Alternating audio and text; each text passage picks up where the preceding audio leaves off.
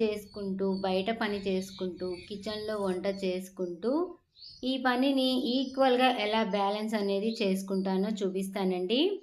బయటైతే ముగ్గు వేయడం అయితే అయిపోయిందండి. నేను గ్యాస్ మీద టీ పెట్టి వెళ్ళానండి. ఈరోజు పొలం అయితే నాటు వేస్తున్నారని చెప్పారు. మాకే కాకుండా ఇద్దరు వ్యక్తులకైతే ఎగస్ట్రా అయితే ఈరోజు వంటైతే ప్రిపేర్ చేస్తున్నానండి. పొలం కరిగట్టి చేసినప్పుడు కరిగట్ట అంటే మీకు తెలియదు కదా! పొలం అయితే నాటుతున్నారండి ఈరోజు. పొలం నాటినప్పుడు మేమైతే ఇలా అన్నం వండి పంపిస్తామండి. అక్కడ ఉన్న నారు పంచడానికి వచ్చిన కూలోళ్ళకి. ఇప్పుడైతే బియ్యం కడిగి రైస్ కుక్కర్‌లో పెడతాను. అలాగే సాంబార్ చేస్తానండి సింపుల్‌గా.